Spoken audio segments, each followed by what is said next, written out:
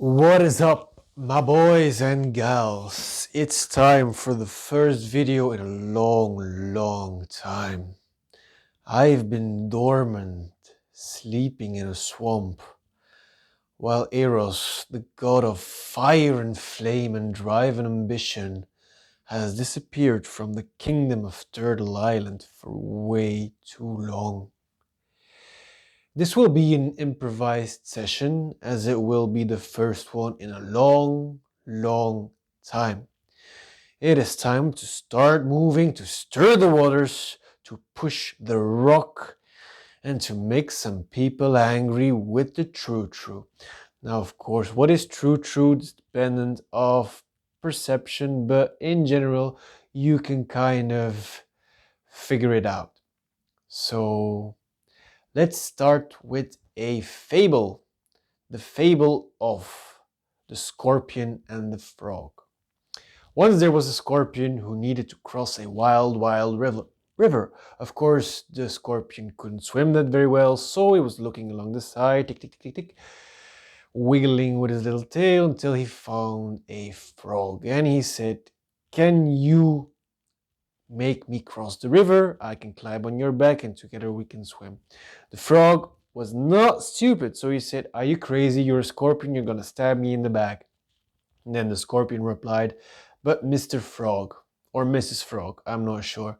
If I stab you, then we'll both drown. That is just stupid.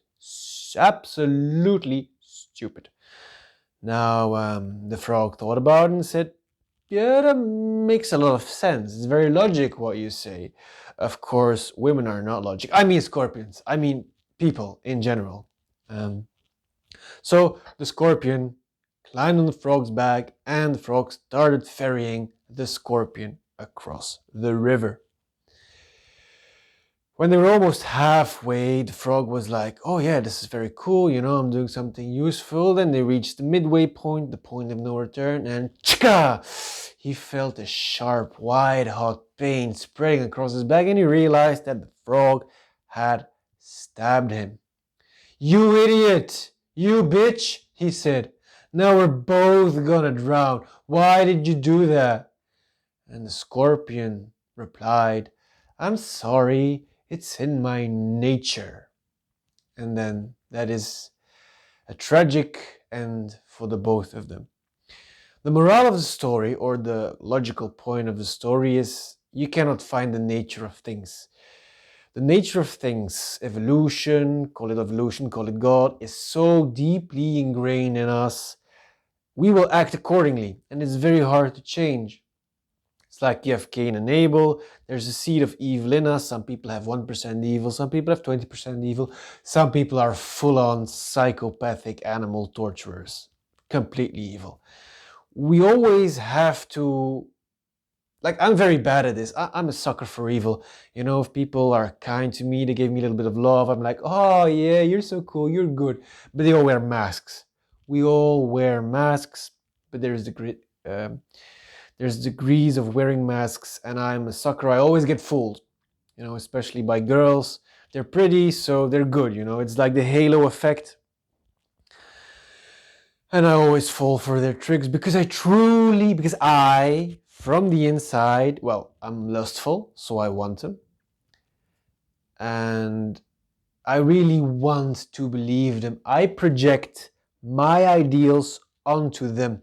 Of course, they're humans, they wear masks, they're way more nastier and meaner and more evil than they pretend to be. Their representative is not what it seems to be, and I always fail to see the nature of things, including with me. I have to go through a lot of misery and take a long walks and think a lot about how wicked and twisted and bent I can be.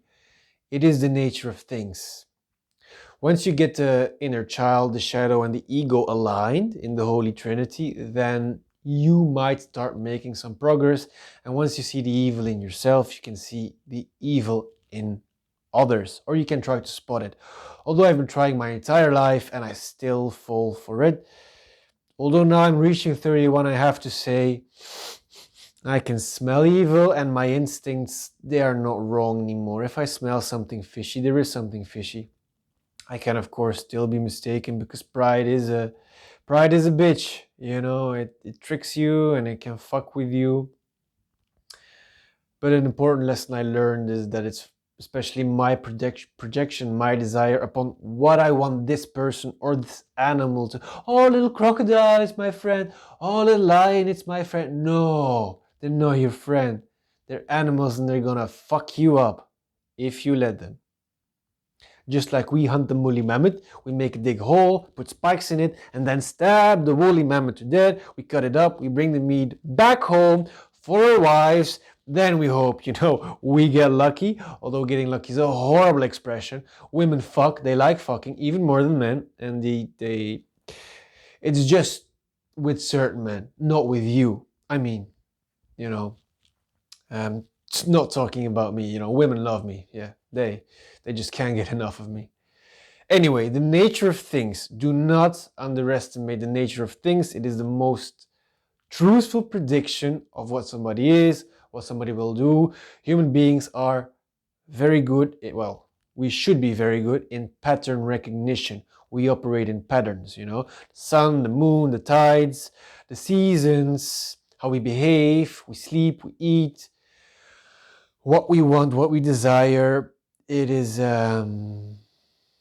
lately I was thinking about, what do I want? What do you truly desire? Because it's only now I'm 30 that I truly am accepting myself.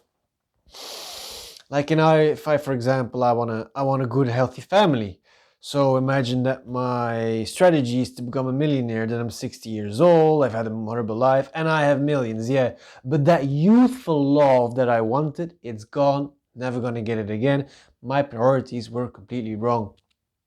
Imagine that I want to be a good guitarist, but then I study law for 7 years and I hate it and I'm miserable and I never play on my guitar. Ha! Then I become a lawyer, I attract a woman that's the wrong woman for me, make a couple of kids with her. After 5 years, she cheats on me, I'm miserable, and I never learn how to play the guitar. So basically, to know what you really desire and what you really want is important. You must accept the nature of things, you must understand evolution, but you must also accept your own nature. So, I think this was a very good introduction to restart the compass of man. There we go, and handsome, I will see you later.